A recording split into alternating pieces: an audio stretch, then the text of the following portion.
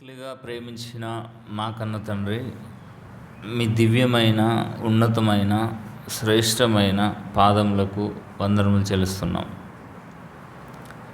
మరొకసారి ఈ ఆదివార దినమందు మమ్మల్ని అందరినీ మీ సన్నిధానానికి చేర్చి సంఘముగా, సమాజముగా, సహవాసముగా కూడుకొని మీ యొక్క మాటలను ఆలోచించే అవకాశాన్ని మా జీవితంలో ప్రసాదించినందులకై మేము కృతజ్ఞతాస్తుతులు చెల్లిస్తున్నాం.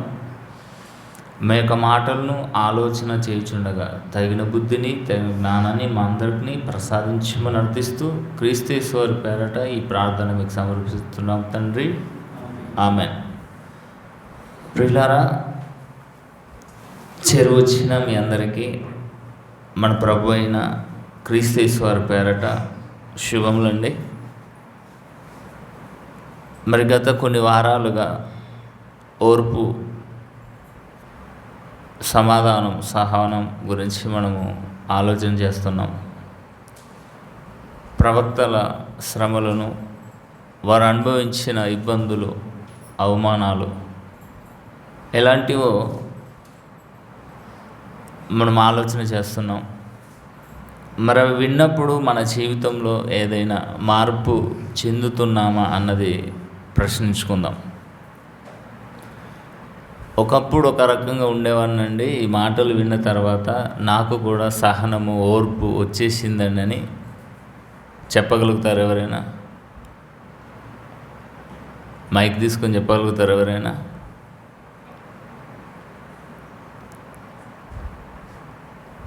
మనం వింటున్నాము అంటే దానికి ఏం చేయాలండి? ప్రతిఫలం రావాలి, కార్యాచరణ. కనుక వింటున్నామే విడిచిపెట్టకూడదు. ఏ పరిస్థితుల్లోనైనా మన ఓర్పుతో, సహనంతో నిలబడే సత్తా మనకు ఉండాలి. అది కుటుంబంలో కావచ్చు, అది ఉద్యోగరీత్యా కావచ్చు, అది బిజినెస్ రీత్యా కావచ్చు, ఎక్కడైనా సరే, కుటుంబంలో రక్త సంబంధికుల మధ్య కావచ్చు, సమాజంలో కావచ్చు, ఎదుటివాడు మనని ఎంత రెచ్చగొట్టినా మనం సహనంతో, ఓర్పుతో నిలబడే సత్తా సాధించిన నాడే అసలు సిసలైన క్రైస్తవ్యం. ఓకే, యాకోబు గారు రాసిన పత్రిక 5వ అధ్యాయము 10వ వచనం. యాకోబు గారు రాసిన పత్రిక 5వ అధ్యాయం 10వ వచనం. సహోదరులారా, ప్రవక్తలను గూర్చి వారికి కలిగిన శ్రమలు, అవమానాలు, ఇబ్బందులు చదువుతున్న, నేర్చుకుంటున్న మనం ఎలాంటి అనుభవం కలిగి ఉన్నాము అని యాకోబు గారు ఉత్తరం వ్రాస్తూ ఆనాటి కాలానికి సంబంధించిన వారికి, రాబోయే కాలానికి సంబంధించిన వారికి. ప్రియులారా, ఈరోజు కూడా మరొక వ్యక్తి గురించి, ప్రవక్తను గురించి మనం ఆలోచన చేద్దాం. చాలామందికి తెలుసు, చేప అనగానే యోనా. మన వాళ్ళు ఏంటంటే ఒక కోడు రెడీ చేసుకుని పెట్టుకున్నాడు. బ్రదర్ ఈరోజు ఏంటి అంటే ఫిష్. ఫిష్ అంటే యోనా,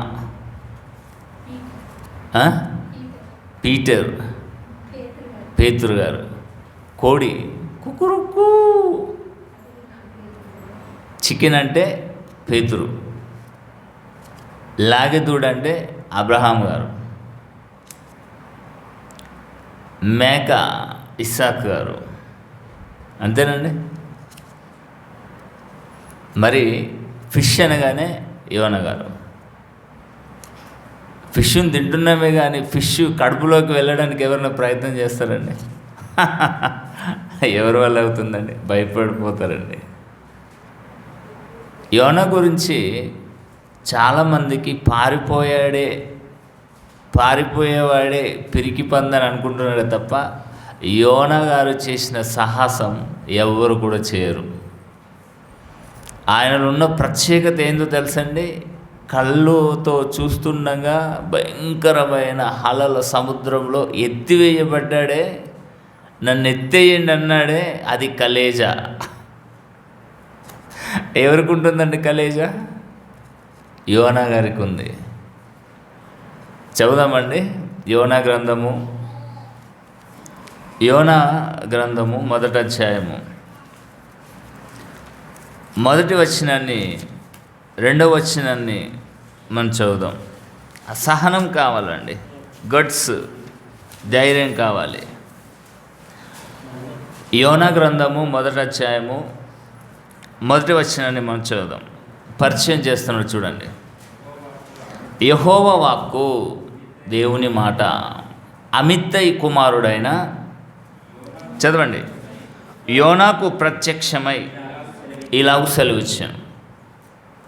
ఓకే, యోనా గారికి ప్రత్యక్షమై దేవుడు దేవదూత ద్వారా పంపించిన సమాచారం ఏంటయ్యా? సమాచారం అంటే నినివే పట్టణస్థులనగా తర్షీషు అంటే అష్షూరు దేశానికి రాజధాని నినివే పట్టణం. అష్షూరియన్స్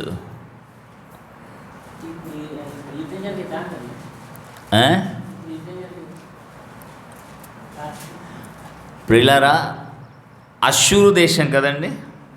అష్షూరు దేశానికి నినివే పట్టణం క్యాపిటల్. ఏమైనా అమ్మ తీసేయండి, వేరే తీసుకోండి అమ్మ, అవన్నీ చేంజ్ చేయండి అమ్మ. అవిట్ల పని అయిపోయింది. ఆ కొత్త చీరలు తెచ్చుకోండి. నెక్స్ట్ వారం నుంచి కొత్త చీరలు వేయండి, మనమే అనుభవిద్దాం.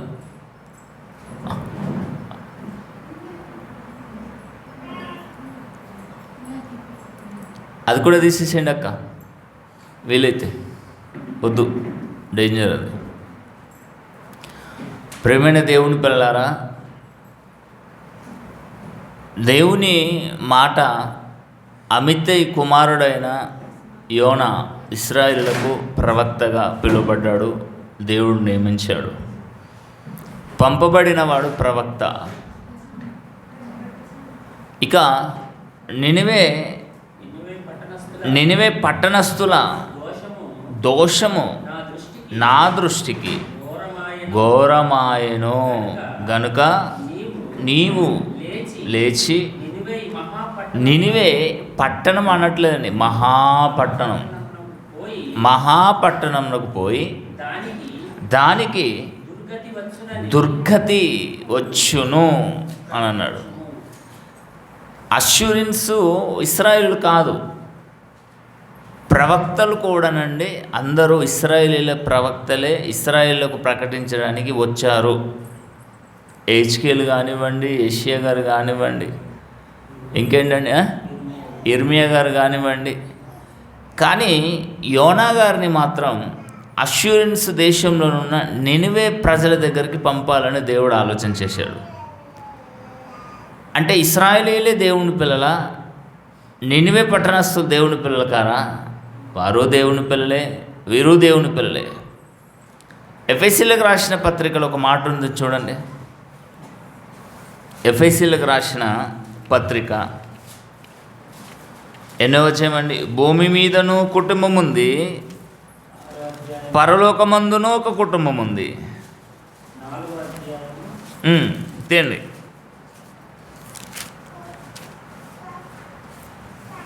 3వ అధ్యాయము 14వ వచనం.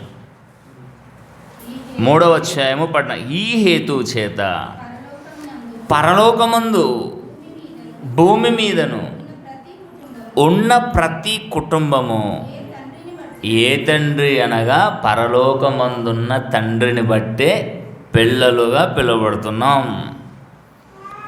నినివే ప్రజలు కూడా వాడు చెడిపోయే పరిస్థితిలో వచ్చేసరికి దేవుడు అల్లాడిపోయాడు. దేవుడు అల్లాడిపోయి వీరిని నేను శిక్షించకంటే ముందు ఒక తరుణం, ఒక అవకాశం ఎవరి ద్వారా పంపిస్తున్నాడు? యోనా గారి ద్వారా. నిజంగా దేవుని మనస్సు ఎలాంటిదంటే ఎప్పుడు కూడా చెప్పక చెయ్యడు, దొంగ దెబ్బ తీయడు.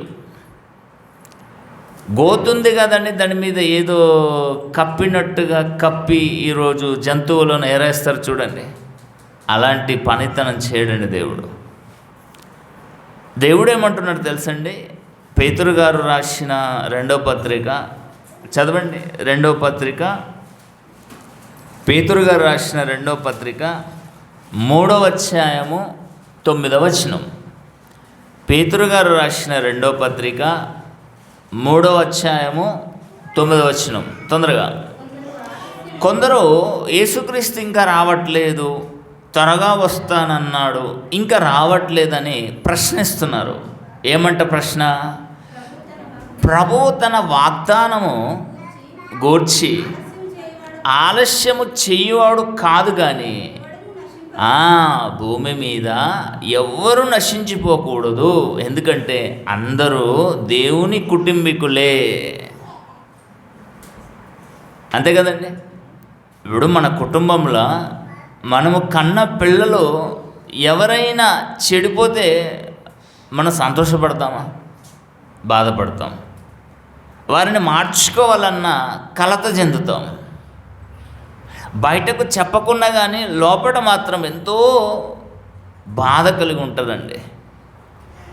దేవుడు కూడా వారు నినివే పట్టణస్థల, వారు అస్సూరియన్సా, వారు బాబిలోన్సియా, ఎవరైనా కానివ్వండి, ప్రతి ఒక్కరూ తన గర్భవాసం నుండి వచ్చిన వారు కనుక అవకాశాన్ని ఇస్తాడు. అవకాశాన్ని ఇచ్చిన తర్వాత సద్వినియోగం చేసుకోకపోతే శిక్ష అమలవుతుంది. అంతే కదండి. ఇక్కడ ఏమంటున్నాడంటే, దేవుడు తన కుమారుని పంపడానికి ఆలస్యం చేయడు, కానీ భూమి మీద ఎవరును నశించిపోవడం దేవునికి ఇష్టం లేదు. ఇచ్చేయింపక అందరూ మారు మనస్సు పొందవలనని కోరిక దేవుంది. మనుషుల ఎడల, ఈ భూప్రపంచం ఎడల దేవుడు దీర్ఘశాంతంలోకి వెళ్ళిపోయాడు. ఇవన్నీ యుద్ధాలు, కరువులు, కాటకాలు, ఇవన్నీ సూచనలకు ప్రారంభం. మారతారా మారరా మీ ఇష్టం. మంచి ఉంది, చెడు ఉంది. మంచి మార్గం ఉంది, చెడు మార్గం ఉంది. ఏ మార్గంలో ప్రయాణం చేస్తారు మీ ఇష్టం. స్వతంత్రులుగా దేవుడు విడిచిపెట్టాడు. కనుక ప్రియులారా, ఒకసారి యెహెజ్కేలు గ్రంథము 33వ అధ్యాయాన్ని ఒక్కసారి మనం చదువుదామండి. ఇక్కడికి వద్దాం మళ్ళా. ఎందుకు నినివే ప్రజలు ఇశ్రాయేలు కాదు కదా, మరి ఇశ్రాయేలీల ప్రవక్తను ఎందుకు నినివే ప్రజల దగ్గరికి పంపించడానికి కారణం ఏంటి అని ఒకవేళ మనకు ప్రశ్నిస్తే, దేవుడు ఆ ప్రశ్నకు సమాధానం 33వ అధ్యాయము మొదటి నుంచి, యెహెజ్కేలు గ్రంథము 33వ అధ్యాయము మొదటి నుంచి. మరియు యెహోవా వాక్కు నాకు ప్రత్యక్షమై ఇలాగు సెలవిచ్చెను, నరపుత్రుడా, నీవు నీ జనులకు సమాచారం ప్రకటించి వారితో ఇట్లనుము. ఇది యెహెజ్కేలు గారు, ఇశ్రాయేలు ప్రవక్తే, ఇశ్రాయేలుకు తెలియజేసిన సమాచారం. ఇక్కడ చదవండి. నేను ఒకానొక దేశం మీదకి ఖడ్గమును రప్పింపగా ఆ జనులు తమలో ఒకరిని ఏర్పరచుకొని కావలిగా నిర్ణయించిన ఎడల అతడు దేశం మీదికి ఖడ్గము వచ్చుట చూచి బాకా ఊది జనులను హెచ్చరిక చేసిన సమయమున అంటున్నాడు. యుద్ధం జరిగిస్తాను. యుద్ధం జరిగేటప్పుడు ప్రతి దేశానికి ఒక అలర్ట్మెంట్ ఉంటుంది, సైరన్. ఇంతకుముందు మన దేశంలో కూడానండి సైరన్ మోగింది. అక్కడక్కడ సర్జికల్ స్ట్రైక్స్ చేశారు కదా. ఎక్కడ పాకిస్తాన్కును మనకును మధ్యలో కొంచెం గొడవ జరిగింది. వారు వచ్చేసి మన భారతదేశీయులను తుపాకీతో కాల్చి చంపితే అప్పుడు యుద్ధం ప్రకటించారు. సైరన్ మోగుతుంది, అలర్ట్మెంట్గా ఉండండి అని దేశ ప్రజలకు దేశం సూచన సమాచారం ఇచ్చింది. ఇది మనకు తెలుసు. ఇక ప్రతి దేశంలో ప్రతి ఒక్క అలర్ట్మెంట్ ఉంటుంది, సమాచారం. సైరన్ బెల్ మోగగానే ప్రతి ఒక్కరు ఏం చేయాలంటే తనకు తాను భద్రపరచుకోవాలి. ఈరోజు ఇరాన్, ఇజ్రాయెల్, అమెరికా భయంకరమైన యుద్ధం జరుగుతుంది. ఇజ్రాయెల్, అమెరికా ఇరాన్ను కొడితే ఇరాన్ ఏమో గల్ఫ్ దేశాలను కొడుతుంది. మొన్న ఒక ఆయన చనిపోయాడండి, న్యూస్ వచ్చింది. ఆయన ఫోన్ మాట్లాడుకుంటూ కూర్చున్నాడట. ఆ మిసైల్ సరీసరి ఆయన ఉన్న ప్రాంతంలో పడిపోయింది. అది ఖతర్లోనో ఎక్కడో, ఖతర్లోనో. ఇది అబుదాబిలో పడుతుంది, దుబాయ్లో పడుతున్నాయి, ఖతర్లో పడుతున్నాయి, ఒమాన్లో పడుతున్నాయి. ఈ గల్ఫ్ స్టేట్లో దేశాలలో అన్నీ ఇరాన్ కొడుతుంది. ఇలా కొడుతున్నారు కాబట్టి యుఏఈ ప్రజలకు అలాట్మెంట్ ఇచ్చింది, మీరు ఎక్కడ మీరు తిరగకండి. మొన్ననే 3-4 రోజులు రంజాన్ సెలవులు వచ్చాయి. ప్రతి కంపెనీ మేనేజర్ అట ఒక హెచ్చరిక జారీ చేశారట, యుద్ధం వేళలో మీరు ఎక్కడికి వెళ్ళకండి, ఎక్కడికి మీరు వెళ్ళినా ఏదైనా అపాయం జరిగితే మాకు సంబంధం ఉండదు, మీరు వెళ్ళకండి అని చెప్పాడు. కనుక అప్పుడు కూడా హెచ్కేలతో చెప్తున్న మాట ఏంటంటే, ప్రతి ఒక్క దేశం అతడు దేశం మీదకి ఖడ్గం వచ్చుట చూచి బాగా ఊది జనులను హెచ్చరిక చేసిన సమయమున ఎవడైనను బాకానాదము విననేను జాగ్రత్త పడనందున ఖడ్గము వచ్చి వాని ప్రాణం తీసినలా వాడు తన ప్రాణమునకే తానే ఉత్తరవాది అంటున్నాడు. అంతే కదండి, బాగా ఊదాడు. ఊదినప్పటికీ కూడా బాకేం చేస్తానులేండి, యుద్ధం చేస్తానులేనండి, బయటికి వెళ్ళిపోయాడు అనుకోండి, మిసైల్ పడింది, చచ్చూరుకున్నాడు. ఆయన ఆత్మకు ఆయన్నే ఉత్తరవాది. రైట్. ఎన్నో వచనం? 5వ వచనం. బాకానాదము వినియును వాడు జాగ్రత్త పడకపోయిన గనుక తన ప్రాణమునకు తానే ఉత్తరవాది. ఎలేనుగా వాడు జాగ్రత్త పడిన యెడల తన ప్రాణమును రక్షించుకొనును. అయితే కావలివాడు ఖడ్గం వచ్చుట చూచి బాక ఊదనందు చేత జనులు అజాగ్రత్తగా ఉండుటయు ఖడ్గము వచ్చి వారిలో ఒకటి ప్రాణము తీయుటయు తటస్థించిన యెడల వాడు తన దోషమును బట్టి పట్టబడినను నేను కావలి వాని యుద్ధ వాని ప్రాణమును గూర్చి విచారణ చేయదు. అంటే వీడు ఖడ్గం వస్తుందని తెలిసి కూడా బాగా ఊదలేడు కావలివాడు. ఊదనందున ప్రజలలో ఎవరికి ప్రాణ నష్టం జరిగినా ఆ ప్రాణ నష్టానికి ఎవరు బాధ్యులు? ఈ కావలివాడే. ఇప్పుడు అర్థమైంది కదా. ప్రపంచానికి ఇప్పుడున్న కావలి వారు ఎవరో తెలుసండి? క్రైస్తవులేనండి, క్రైస్తవులే. యేసుక్రీస్తు వారు ఏం చెప్పాడండి? క్రైస్తవుడు ప్రపంచానికి వెలుగు. తర్వాత కొండ మీద ఎత్తైన ప్రదేశంలో ఒక దీపం అన్నాడు, ఉప్పు అన్నాడు. అంటే క్రైస్తవుడు ప్రపంచానికి ఎంత ఇంపార్టెంట్ పర్సన్ అంటే కావలివాడు అని అర్థం. ఆ రోజు కూడా ఇక యోనా గ్రంథం దగ్గరకు వచ్చేద్దాం. యోనా గ్రంథము 1వ అధ్యాయము, యోనా గ్రంథము 1వ అధ్యాయము 1వ వచనం. యెహోవా వాక్కు అమిత్తై కుమారుడైన యోనాకు ప్రత్యక్షమై ఇలా సెలవిచ్చాను, నినివే పట్టణస్థుల దోషం నా దృష్టికి ఘోరమాయను గనుక నీవు వెళ్ళి నినివే మహాపట్టణంలోకి పోయి దానికి నేను శిక్షించబోతున్నాను. ఒకవేళ మీరు మారుమనసు పొంది ఆ పాడైన ఆలోచనలు ప్రక్కన పెట్టి చక్కగా నా యందు భయముతో భక్తితో ఉంటే ఆ శిక్షింపక మాంతానన్నాడు. నాకు చెప్పాలి కదా, వినుట వలన విశ్వాసం అన్నాడు. అంతేకాదు ప్రార్థన చేయటం వలన ఎక్కడైనా విశ్వాసులుగా మారారండి నేను ఏమైనా సాక్ష్యం చెప్పారండి? ఒకవేళ చెప్పినా అవి దొంగ సాక్ష్యాలే. మరి దేవుడు యోనాకు చెప్పొచ్చు కదా, నినివే ప్రజల గురించి నువ్వు ఉపవాస ప్రార్థన చేయి, నువ్వు మోకరించి గొలుసు ప్రార్థన చేయి, వాళ్ళు మారుతారని. గొలుసు ప్రార్థన చేస్తేంది, మోకాళ్ళు నల్లబడితేంది, ముఖం తెల్లబడితేంది, వాళ్ళు మారుతారండి. వాళ్ళ దగ్గరికి వెళ్ళి చెప్పాలి, దేవుడు దర్శనం వచ్చింది, దేవుడి మాట వచ్చింది, మీరు చాలా దుర్మార్గంగా బ్రతుకుతున్నారట, దుర్మార్గతను విడవండి, లేకపోతే మీరు దేవుని చేతిలో శిక్షింపబడతారు. చెప్పాలి కదండి. అసలు నినివే పట్టణస్థులు ఎలాంటి వారో దేవునికి తెలుసు, యోనాకు తెలుసు. తెలుసా తెలుసు చెప్పండి. తెలుసానండి. మనమేమనుకుంటాం, ఎంత చెప్పినామండి ఆయన వినడండి, అందుకని మేము చెప్పడం మానేసాము. అదే మాట యోన అన్నాడండి. కానీ దేవుడు ఊరుకున్నాడండి. నేను చెప్పిన మాట ప్రకారంగా నువ్వు వెళ్ళు, వాడు మారతారా మారడా నీ ఇష్టం, వాళ్ళ ఇష్టం, కానీ నేను వెళ్ళి చెప్పమన్న మాత్రం చెప్పు. ఇదేనండి దేవుని చాదస్తం అంటే. కమాండింగ్ చేస్తాడంతే. మారరు ముర్రో అని దేవుడు ఏ యోన గారికి తెలిసే. వాళ్ళు మారరు. మారినా నువ్వు శిక్షించవు. ఆ శిక్షించకపోగా మీరు క్షమించేస్తావు.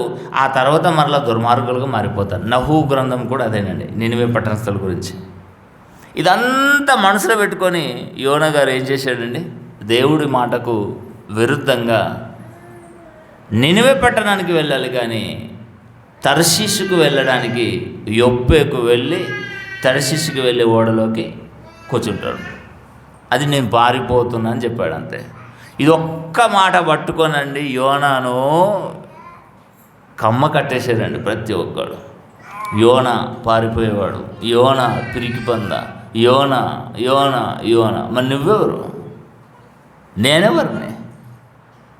ఇప్పుడు ఎదుటి వ్యక్తి గురించి మనం మాట్లాడేటప్పుడు నేను ఎలాంటి వాడను, ఎలాంటి దానిని అని ముందు మనం పరిశీలన చేసుకోవాలి. ఒక ఏళ్ళు మీకు చూపెడుతుంది, 4 ఏళ్ళు నీకు చూపెడుతున్నా లేవా అంటే, యోన సందర్భంలో మనం నేర్చుకునవలసిన పాఠ్యం ఏంటంటే, యోన అసమర్థుడు కాదండి. యోన సాహసం కలిగిన వాడు, ధైర్యవంతుడు, తన దేవునికి భయముతో భక్తితో బ్రతికినవాడు. చదుదాం.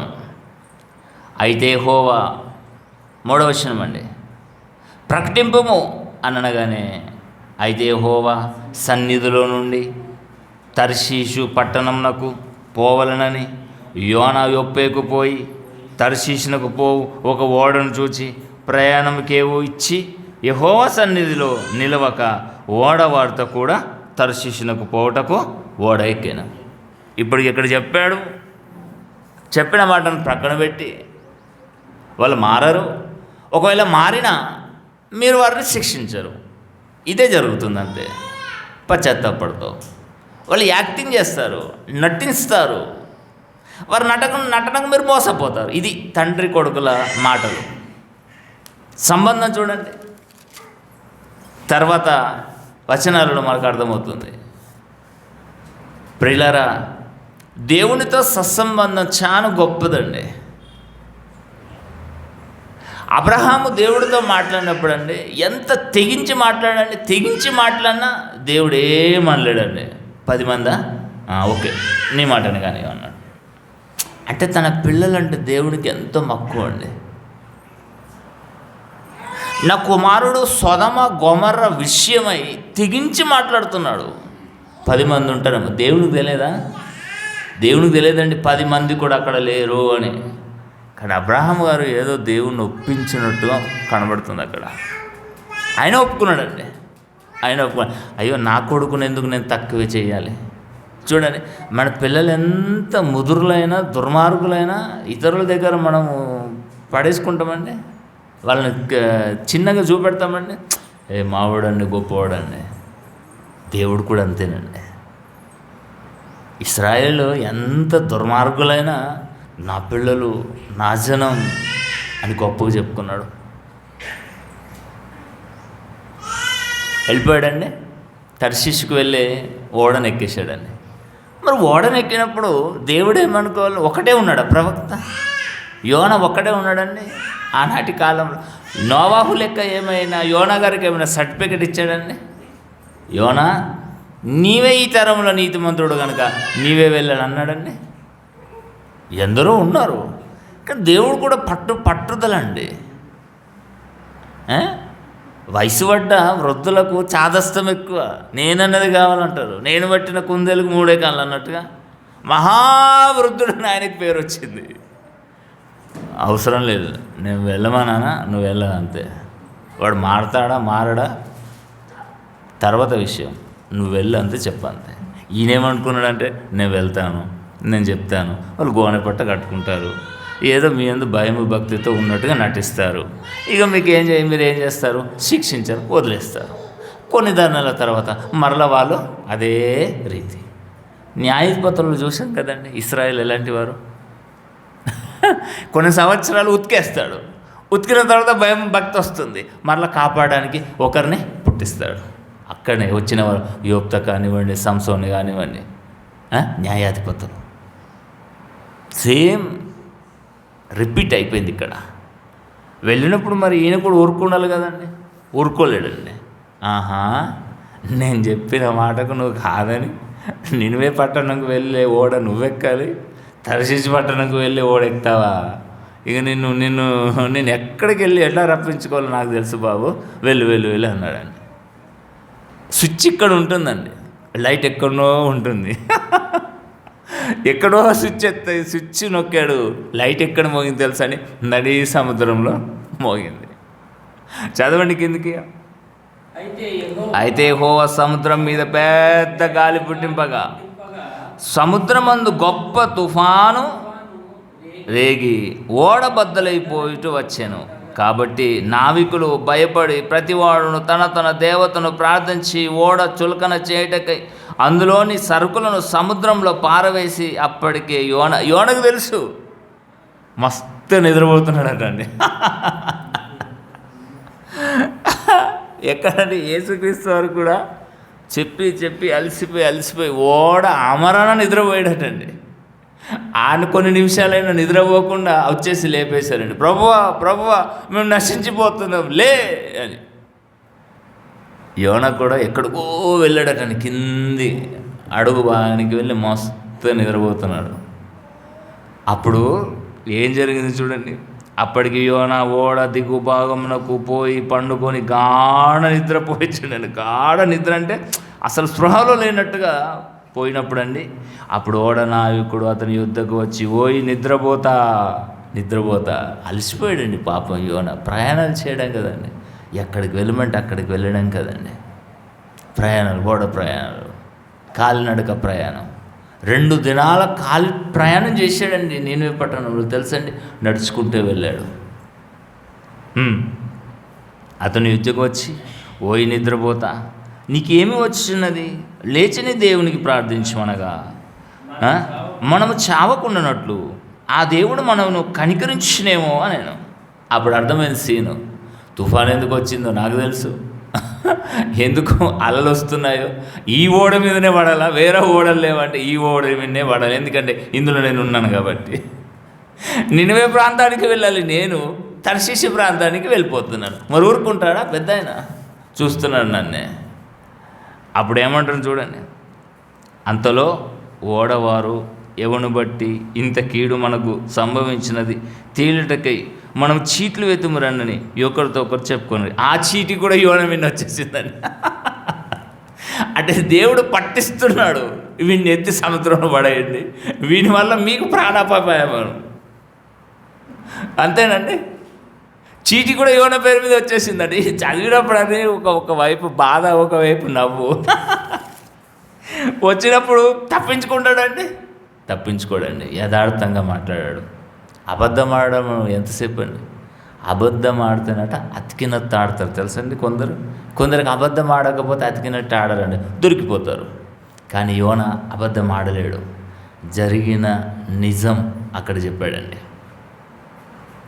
చెప్తున్నాడు చూడండి. కాబట్టి వారు అతను చూసి, ఎవరిని బట్టి ఈ కీడు మాకు సంభవించినో, నీ వ్యాపారం ఏంటి, నీవెక్కడి నుండి వచ్చావయ్యా అని, నీ దేశమేదో నీ జనమేదో ఈ సంగతి ఎంతయు మాకు తెలియజేయమనగా, అతడు వారితో ఇట్లా చూడండి, నేను హెబ్రీయుడును, ఇశ్రాయేలీయులను, నేను అబ్రహాము గారి వంశం వాడను, హెబ్రీయుడును. చూడండి, తన దేవుణ్ణి చిన్నగా చూపించట్లేదండి. ఈ దేవుని వల్ల నాకు వచ్చిన కష్టం, ఈ దేవుని ఎందుకు నేను పెద్దగా గొప్పగా చూపించాలి అనుకోలేడండి. పారిపోతున్నాం నిజం, నా తండ్రి చెప్పాడు, నా తండ్రి మాట కాదని పారిపోతున్నాను. ఖచ్చితంగా ఈ విపత్తు జరుగుతుంది, మరలా నేను అక్కడికి వెళ్ళాలి. పిల్లి మొగ్గలాటలు అన్నట్టు, కొడుకు తన తండ్రి దగ్గర పిల్లి మొగ్గలు వేషాలు వేస్తున్నాడు. ఊరుకుంటాడు దేవుడు? ఊరుకోడు. చెప్తున్నాడు చూడండి, సముద్రమునకు భూమికిని సృష్టికర్త అయిన ఆకాశమందు దేవుడై ఉన్న యెహోవా యందు నేను భయభక్తులు గలవాడనై ఉన్నాను. ఎంత అందలం ఎత్తించాడండి దేవుణ్ణి. సముద్రానికి భూమికి సృష్టికర్త అయిన యెహోవా ఉన్నవాడు యందు నేను భయభక్తులు గలవాడను. ఏమనుకుంటున్నారు మీరు నన్ను గూర్చి? నేను చెప్పండి చిన్నన్నా, నా మీద చీటీ వేయగానే వీడు దొంగోడు అనుకోవడానికి, వీడేదో నేరం చేశాడు అందుకే చీటి వచ్చింది.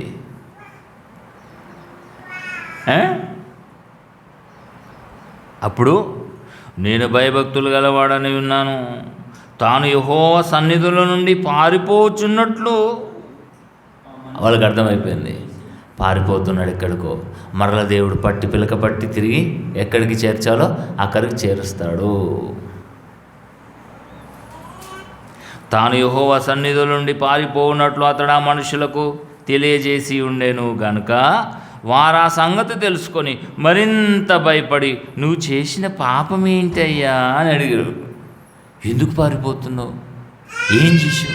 ఏం చేసావు అడగాలి, తెలుసుకోవాలని ఆతృతలో వచ్చేసిందే వాళ్ళకు. ఏం చేయలేడు, హత్య చేయలేడు, మర్డర్ చేయలేడు, ఏమైనా మోసం చేయలేడు, ఏం చేయలేడండి. జస్ట్ మాట, అక్కడికి వెళ్ళమన్నాడు, ఇక్కడికి వెళ్ళిపోతాడు అంతే.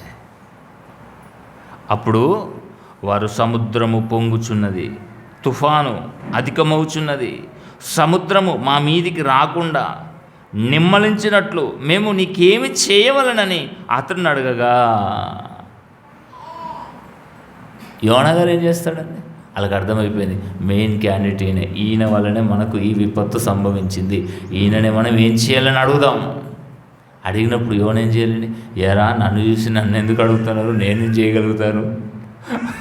నేనేమైనా దేవుడనా ఈ అలలు ఆర్పడానికి?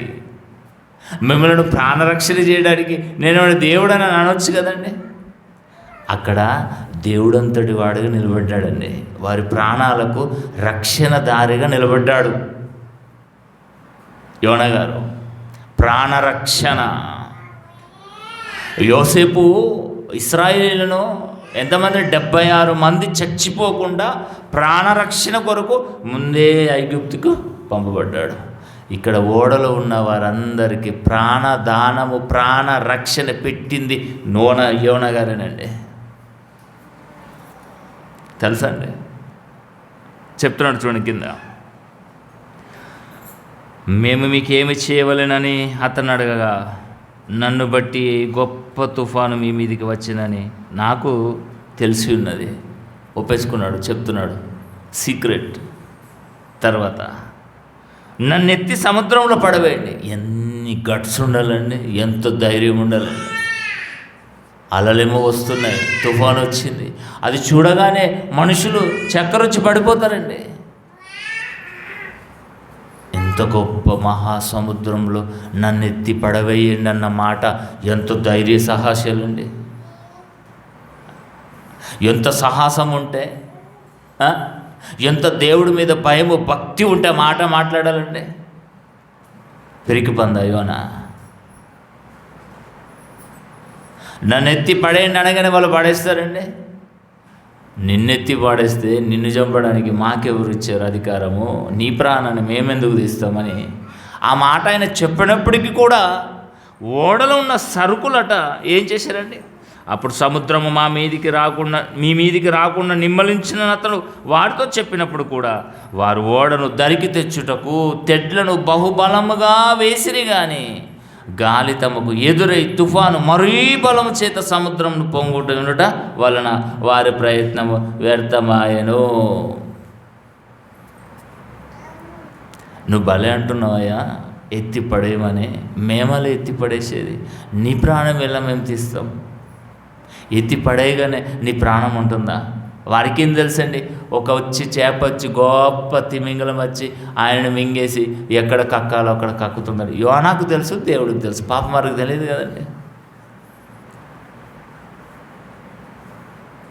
భయపడిపోయారండి. అయ్యో నిన్నెలా మేము ఎత్తి పడేస్తామండి, నిన్నెలా ఎత్తి పడేస్తామండి, మా వల్ల కాదండి. అందుకే ఓడను ఏదండి బహు ప్రయత్నాలు చేస్తున్నారు ఓడ ధరికి తీసుకెళ్ళాడు, సముద్ర ధరికి తీసుకెళ్ళడానికి. మరింత బలంగా వచ్చేసిందండి. వాళ్ళు ఏం చేస్తారండి? కరోనాలో ఏం జరిగింది తెలుసు కదండి.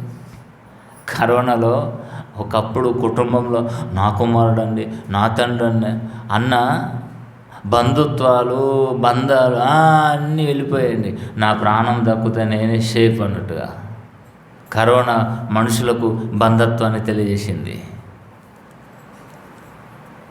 ఎవరికైనా కరోనా వస్తే ఎవరైనా వెళ్ళారండి? నేను వెళ్ళాను అనుకోని ఆ కరోనా నాకు అంటుతా, నేను చచ్చి ఊరుకుంటాను. నాకు అవసరమా? ఆడు నా కొడుకు అయితే ఏంది, నా కూతురు అయితే ఏంది, నాకు బిడ్డ అయితే ఏంది, నా తండ్రి అయితే ఏంది, నా తల్లి అయితే ఏంది, ఎవడైతే నాకేంటి అన్నట్టుగా మారిపోయారండి. అక్కడ అర్థమవుతుంది బంధత్వం, రక్త బంధత్వం, పేగు బంధం అని. ఉట్టిగానే మాట్లాడతారండి, బిల్డప్ ఎక్కువ, బిజినెస్ తక్కువ. ఆపత్కాలంలో ఆదుకున్నవాడి పేగుబంధం, రక్త సంబంధులు. యోనా గారిని ఎత్తి పడేయమన్నప్పుడండి వాళ్ళు భయపడ్డారండి పాపం. మరి చేసేది ఏం లేదు, నో ఆప్షన్. ఎంత వచ్చినామండి? 14 అండి. కాబట్టి వారు యెహోవా నీ చిత్త ప్రకారముగా నీవే దీన్ని చేసితివని ఈ మనుషుని బట్టి మమ్మను లయము చేయకుందువుగాక, నిర్దోషిని చంపితినన్న నేరము మా మీద మోపకుందువుగాక అని యెహోవాకు మనవి చేసుకొని యోనాను ఎత్తి సముద్రంలో పడవేసిరి. అయిపోయింది. ఎత్తి పడేసేటప్పుడు యోనా కళ్ళు మూసుకున్నాడా, కళ్ళు తెరిచే చూస్తున్నాడా? ఎవరికి తెలుసండి? కళ్ళు మూసుకున్నా కళ్ళు తెరిచిన నేను చచ్చిపోబోతున్నాను, నన్ను ఎత్తి పడేయండి అన్న మాట ఎవరు మాట్లాడతారండి? ఎంత ఓర్పు సహనం అండి.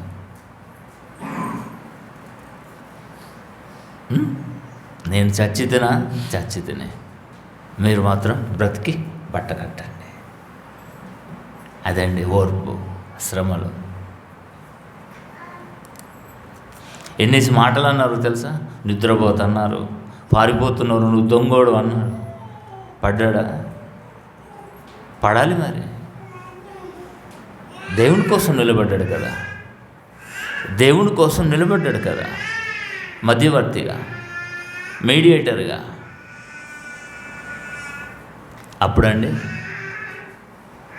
అప్పుడండి ఏం జరిగింది చూడండి. పడవేయగానే సముద్రం పొంగకుండా ఆగి. వాళ్ళు ఇంకా భయపడ్డారండి. అమ్మో, భయపడి దేవుడు గొప్పవాడు, అమ్మో దేవుడు గొప్పవాడు, నిజమైన దేవుడు సాక్ష్యం ఇచ్చానండి. యోనా వలన దేవుడంటే తెలియని ప్రజలు దేవుడని తెలుసుకున్నారు. అక్కడ యోనా మంచి సాక్ష్యం, సాదృశ్యం వాళ్ళకు. మరి మన జీవితంలో ఎవరికైనా సాక్ష్యంగా నిలబడ్డామా, సాదృశ్యంగా నిలబడ్డామా? ఫలానా ఆయనండి, ఫలానా ఆవిడండి, ఆవిడని చూస్తే నేను దేవుని చూసినట్టు ఉంటుందండి. క్రైస్తవుడిని పేరు పెట్టుకుని ఆయనలో నాకు క్రీస్తే కనబడుతుందండి. ఎవరైనా మనని బట్టి ఎవరైనా మాట్లాడగలుగుతారండి. క్రైస్తవుడు నామకరణం ఎందుకు చేశాడు తెలుసండి? ఊరికైనా పని పాట లేదనుకుంటున్నారండి దేవుడికి? ఆలోచన చేయండి. ఆదివారం చర్చిలు మానేసి, గుళ్ళు మానేసి, గోపురాలు మానేసి మన పనులు చేసుకున్నప్పుడు ఎవడైనా మన పేరును బట్టే నువ్వు క్రిస్టియన్ కదా, ఈ చర్చికి వెళ్ళాలంటే అప్పుడు ఎవరు అవమానం? నీకా, నాకా, క్రీస్తుకా, దేవుడికా? నువ్వు అవమానం పడ్డా పర్వాలేదు, కానీ నేను మాత్రం నా మాట నిలదొక్కుంటాను. ఈరోజు పని ఉంది, చర్చికి వెళ్ళాను. ఈరోజు ప్రయాణం ఉంది, నేను చర్చికి వెళ్ళాను, మానేస్తాను. అది మన క్రిస్టియానిటీ. కానీ యోనా అలాంటి వాడు కాదండి. ఒప్పేసుకున్నాడు. నేను పారిపోతున్నాను, నన్ను బట్టి విపత్తు మీకు జరిగింది, నన్ను ఎత్తి సముద్రంలో పడివేయండి, మీరు కాపాడబడతారు.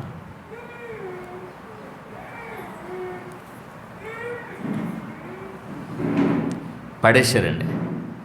పడేసినప్పుడు దేవుడు చూస్తున్నాడు, వీడు ఎప్పుడు పడతాడా, ఎప్పుడు చేపెళ్ళి అని మింగాలి, ఆడెత్తేయాలి, వీడు వెళ్ళాలి, ప్రకటించాలి, అంతే.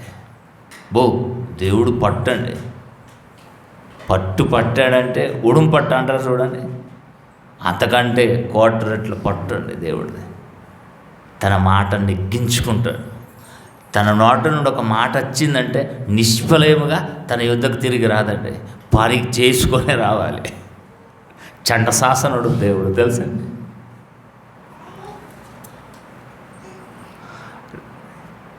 గొప్ప మత్స్యం ఒకటి యోనాను మృంగవలనని యెహోవా నియమించి ఉండగా ఆల్రెడీ బుక్ చేసేసాడు.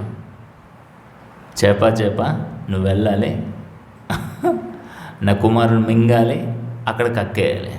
చేప నోట్లోకి వెళ్తే ఒక్కటిసారి ఆమన అనుకోండి, ఏమైపోతాడండి యోనా?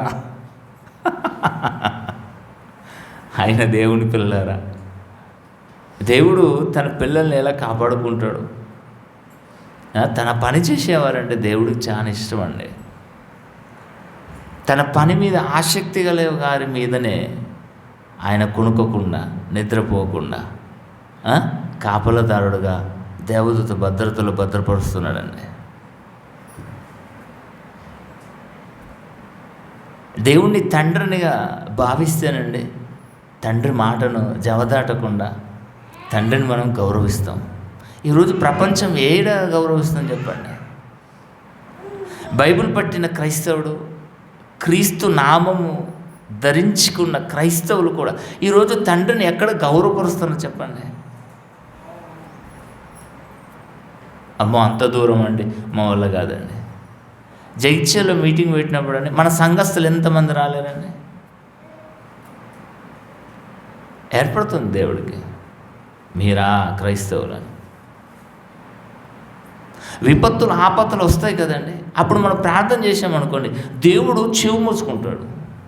రాసుకొని పెట్టుకోండి, ఈరోజు చెవులు మూసుకుంటాడు. మీరెవరో నాకు తెలియదు. కరోనాలో అందుకే చాలామంది తెగిపోయారండి. దేవుడు తన పిల్లలంటే బాధ్యత, తండ్రి అనగానే బాధ్యత, తండ్రి అనగానే అండ, తండ్రి అనగానే ఒక బ్యాంక్ బ్యాలెన్స్, ఏటీఎం, తెలుసండి. అంత మంచి తండ్రిని మనం నిర్లక్ష్యం చేస్తే దేవుడు బాధపడండి, తండ్రి బాధపడండి. యోనా ఆకాశమునకు భూమికి సృష్టికర్త అయిన దేవాది దేవుడు యెహోవాకు నేను భయభక్తులు కలిగిన వాడనని చెప్పాడండి. ఎంత పెద్ద సాక్ష్యం చెప్పుకున్నాడండి. వాళ్ళ ముందర దేవుణ్ణి చిన్నతనం చేయలేరండి, దేవుణ్ణి అవమానపరచలేడండి యోనా. కానీ మనమైతే అవమానపరుస్తామండి. అలనాడు ఒకడు వచ్చి అన్నాడండి, చర్చికి వస్తే దేవుడు ఆయన పైసలు ఇస్తాడని. అంటే మనిషి బ్రతకంతా పైస కోసమేనా?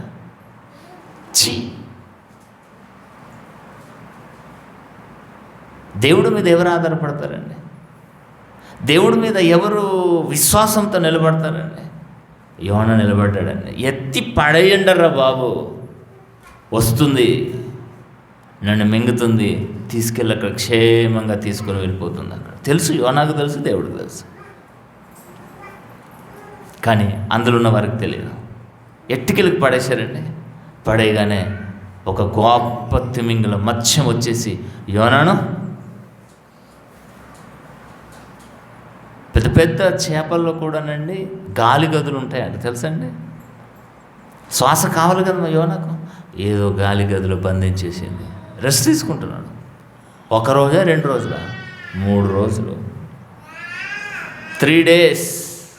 అంత చేప వేగవంతమైన ప్రయాణం చేస్తుండగా కూడా 3 రోజులు ప్రయాణం పట్టిందండి నినివే పట్టణానికి వెళ్ళడానికి. చేప కడుపులో ఉండే ప్రయాణం చేశాడు యోనా గారు.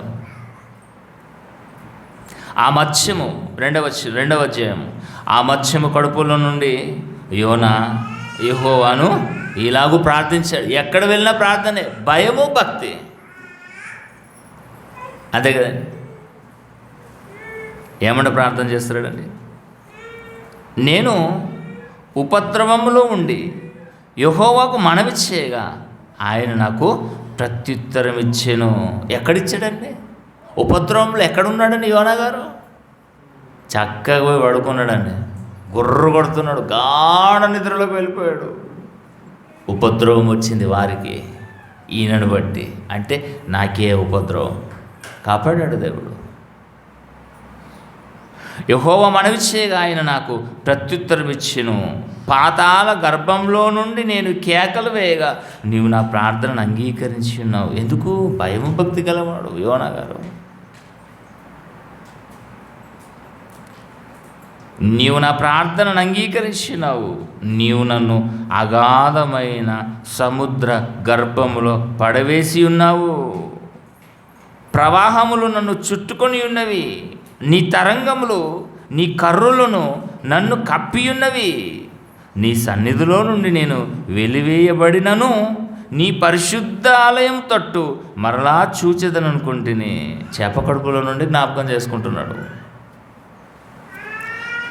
నిజంగానే భయపడిపోలేడండి. చేప కడుపులో పోతే చేపను నామని మింగేస్తే నమిలేస్తుందండి చేప.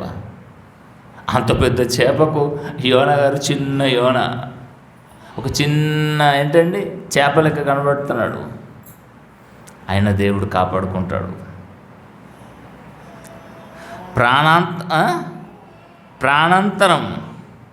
ప్రాణంతం వచ్చినంతగా జలములు నన్ను చుట్టుకొని ఉన్నవి. సముద్రగాధము నన్ను ఆవరించి ఉన్నది. సముద్రపు నాచు నా తలకు చుట్టుకొని ఉన్నది. నేను మరెన్నటికి ఎక్కి రాకుండా భూమి గడియలు వేయబడి ఉన్నవి. చేప కడుపులోనే ఎంత ప్రార్థన చేస్తున్నాడండి, వెళ్తానా వెళ్ళనా? భూమి గడి వేసేసిందట. నువ్వు సముద్రంలో ఉండి మళ్ళీ భూమి మీదకి రాకడి. నేను మరెన్నటికి ఎక్కి రాకుండా భూమి గడియలు వేయబడి ఉన్నవి. పర్వతముల పునాదులలోనికి నేను దిగి ఉన్నాను. నా దేవా యెహోవా, నీవు నా ప్రాణము కూపంలో నుండి పైకి రప్పించిన్నావు. కూపంలో నుండి నా ప్రాణము నాలో మూర్ఛిల్లగా నేను యెహోవాను జ్ఞాపకం చేసుకుంటుని. నీ పరిశుద్ధాలయంలోనికి నీ యొద్దకు నా మనవి వచ్చెను. రావాలి మరి దేవుడికి. మన మనవి దేవుడి దగ్గరికి వెళ్ళాలి. అంటే దేవుడి దగ్గరికి వెళ్ళాలి అంటే మనము భూమి మీద ఆయన యందు భయముతో భక్తితో బ్రతకాలి. వెళ్ళిందండి, వెళ్ళింది. మరి మనం చేసిన ప్రార్థన భూమి మీద ఉన్న మనం ఏందండి? దురాత్మల సమూహం ఉంది. ఆ సమూహాన్ని దాటుకుంటూ వెళ్ళాలి. అవే అక్కడ మింగేస్తున్నాయి. ఎంత ఇంపార్టెంట్ ప్రార్థన అయితే దేవుని సన్నిధిలోకి వెళ్ళిపోతుంది. ఒకడు దేవుడికి ఎరుకైన ఎడల ప్రేమించిన వాడైతేనే దేవుడికి ఎరుకైన వాడు. ఈరోజండి ఎక్కడ పనులు జరగాలన్నా జస్ట్ ఫోన్ కాల్స్ తోటి జరుగుతాయండి. వాడెవడు? మావాడే, చేసి అంటే దేవుణ్ణి భూమి మీద మనం ఎక్కువగా ప్రేమిస్తేనండి మనం దేవునికి ఎరకైన వారుగా ఉంటాం. కాబట్టి మనం ఏది అడిగినను మన మనవి ఆయన వద్దకు చేరిపోతుంది. యోనా చేసిన ప్రార్థన అండి.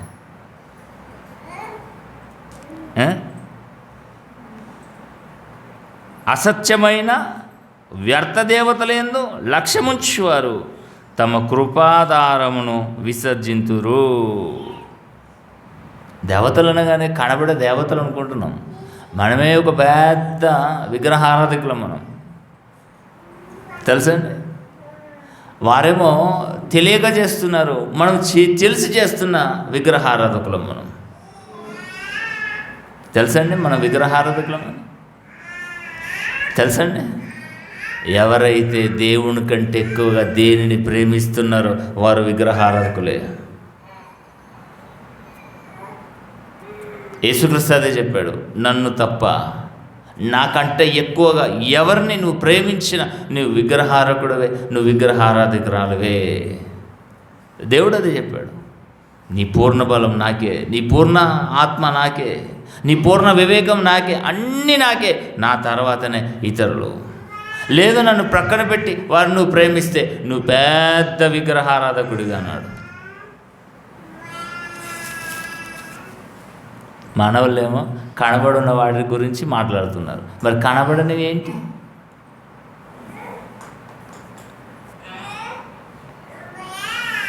తొమ్మిదవ వచనమండి. కృతజ్ఞతలు స్తుతులు చెల్లించి నేను నీకు బలులు అర్పింతును, నేను మొక్కుకొనిన మొక్కుబళ్లను చెల్లింపక మానను, యెహోవా యొద్దనే రక్షణ దొరుకును. దేవుడే కాపాడతాడు. దేవుడి హస్తాలే దేవుని భద్రత వ్యవస్థ, దేవదూతల భద్రత వ్యవస్థ. మనం ఎక్కడికి వెళ్ళినా అవి మనల్ని ఆవహించి ఉంటున్నాయి కనుక క్షేమంగా వెళ్ళి క్షేమంగా తిరిగి వస్తున్నాం అని ప్రార్థించాను. ఇక ప్రార్థన అయిపోయింది, అక్కడ గమ్యస్థానం వచ్చేసింది. 3 రోజులు ప్రార్థన చేశాడండి. నిజంగానే 3 రోజులు సముద్ర గర్భంలో ఉన్నాడని ఎవరు చెప్పారండి? యేసుక్రీస్తు చెప్పారా లేదా? 3 రోజులు చేప గర్భంలో, సముద్ర గర్భంలో ఉండి 3 రోజులు ప్రార్థన చేశాడండి. అలయక మనం చేస్తామండి, 5 నిమిషాలు చేస్తే బాగా అయిపోయాయి, ఆవదింపులు వస్తాయి. గొలుసు ప్రార్థన చేస్తారు తెలుసా అండి? ఒకడు చేస్తే ఇప్పుడు మంచిగా అంటాడు. ప్రార్థన అంటే ఎన్ని రోజులు? 3 రోజులు చేశాడు యోనా గారు అలయక. ఆ మాటలు తండ్రితో మాట్లాడుతుండో విలువైన మాట్లాడు. స్తోత్రం స్తోత్రం స్తోత్రం స్తోత్రం స్తోత్రం స్తోత్రం. ఇది ప్రార్థన. ఈ ప్రార్థన ఇది ప్రార్థన ఇది.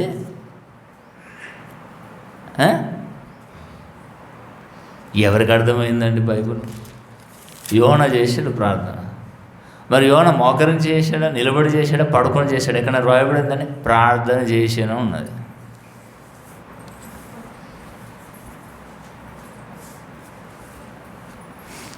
ఏమొచ్చిందండి? డెస్టినేషన్ వచ్చేసింది.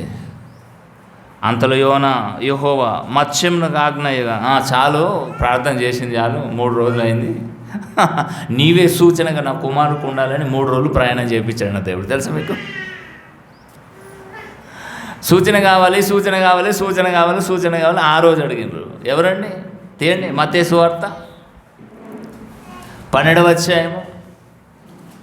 మత్తయి సువార్త 12వ అధ్యాయము 39వ వచనం అండి. మత్తయి సువార్త 12వ అధ్యాయము.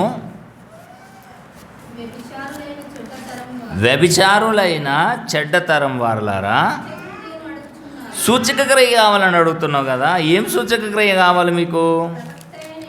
ప్రవక్త. ఇక్కడ వచ్చిందండి ప్రవక్త. ఇశ్రాయేలుకు ప్రవక్త. ప్రవక్త అయిన యోనాను గూర్చిన సూచక క్రియయే కానీ మరి ఏ సూచక క్రియ అయినను మీకు అనుగ్రహింపబడదు. దానికంటే పెద్ద సూచక క్రియ ఇంకెక్కడ ఉంది? యోన 3 రాత్రింబగళ్ళు తిమింగలం కడుపులో ఎలాగుండెనో అలాగూ కూడా మనుష్య కుమారుడు 3 రాత్రింబగళ్ళు భూగర్భంలో ఉంటాడు. అది యోనాను ఎందుకు 3 రోజులు చేప గర్భం నుంచాడు తెలుసండి? నా కుమారుని కూడా 3 రాత్రింబగళ్ళు సమాధిలో ఉండబోతున్నాడు. దానికి ఆనవాలు యోనే.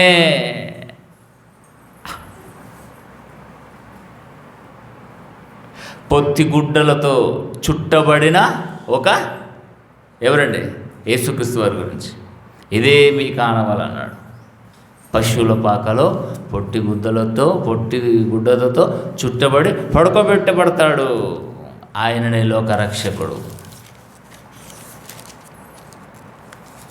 యోనా గారికి 3 రోజులు ప్రయాణం అవసరమండి సముద్ర గర్భంలో. ఇశ్రాయేళ్ళకండి ఐగుప్తు నుండి పాలు తేనెలు ప్రవహించే ప్రదేశానికి వెళ్ళాలంటే సుమారు దినాలలోనే సరిపోతుంది. దినాలేనటండి, నెలలే సుమారు. అయితే మహా అయితే 40 సంవత్సరాలు దింపాడు. ఎందుకు తెలుసా అండి? ప్రతి ఒక్కటి క్షుణ్ణంగా పిన్ టు పిన్ వాళ్ళకు అభ్యసింపజేశాడు దేవుడు. ఏది దేవుడు చేసినా భవిష్యత్తులో ప్రణాళిక ఉంటుంది, అవసరమై ఉంటుంది. 3 దినాలు యోనాను చేప గర్భంలో ఉంచాడు. ప్రార్థన చేశాడు 3 రోజులు, 3 రాత్రింబగళ్ళు ప్రార్థన. అది ప్రార్థన అంటే. మరి నీళ్ళు తాగాడా? ఆహారం తిన్నాడా? ఆ చేప ఏమైనా వసతులు కల్పించిందా ఆయన గర్భంలో? గాలి అందించిందంతే. శ్వాస వచ్చేసింది, ప్రాంతం వచ్చేసింది, నినివే ప్రాంతం వచ్చేసింది. తిమింగలకు ఆజ్ఞాపించాడట, జాగ్రత్త ఉన్నాడు. చెప్పండి, ఎక్కడ తక్కువేమంటావు? చెప్పగానే ఏం చేసిందండి యోనా గ్రంథము? అంతలో యెహోవా మత్స్యమునకు ఆజ్ఞ ఇయ్యగా అది యోనాను నేల మీద, ఏ నేల? నినివే పట్టణం. ఎక్కడికి వెళ్ళమన్నాడు అక్కడనే పోయి కక్కేసిందండి. 3వ అధ్యాయం. అంతటా యెహోవా వాక్కు 2వ మారు యోనాకు ప్రత్యక్షం. ఫస్ట్ టైం అక్కడ వచ్చేసింది, ఇప్పుడు మరలా 2వ మారు చేప గర్భంలో నుండి బయటకు వచ్చిన తర్వాత. అయ్యే చెప్పండి మహానుభావ, ఎక్కడికి పారిపోను? మళ్ళీ వచ్చేసాను కదా. ఎక్కడికి వెళ్ళాలో అక్కడికే వచ్చేసాను. నీవు లేచి నినివే మహాపురంనకు పోయి నేను నీకు తెలియజేయు సమాచారము దానికి ప్రకటన చేయుము. ఇక్కడ కూడా అదే మాట. అంటే ప్రియమైన దేవుని పిల్లలారా, ప్రవక్తలు అన్న వారికి ఏ సుఖము లేదండి, ఏ సుఖము లేదండి. చెప్తేనేమో ప్రజలతో బాధ, చెప్పకపోతేనేమో దేవుడితో బాధ. నలిగిపోయారండి. నలిగిపోయినప్పటికి కూడా దేవుడు పని చేయక మానలేరు దేవుని పిల్లరా. ఓకేనా? ఇంతటితో ఆపేద్దామా? 2వ భాగం నెక్స్ట్ వారం ఆలోచించేద్దాం. టైం అయింది. ప్రేమ కలిగిన తండ్రి, మీ ప్రేమ కలిగిన నామానికి వందనం చెల్లిస్తున్నాం. దేవా, మంచి ఆలోచన, మంచి మాటలు మీరు మాకు వినిపిస్తున్నారు, తెలియజేస్తున్నారు. మేము విని మర్చిపోకుండా ప్రవక్తల ఓర్పు, సహనం వాటన్నిటిని మాదిరిగా పెట్టుకొని మా జీవితంలో మా విశ్వాస జీవితాన్ని అభివృద్ధి పరుచుకున్నటకై మంచి సాహసము, మంచి ధైర్యము, స్ఫూర్తి, ఓర్పును మా అందరికి ప్రసాదించండి.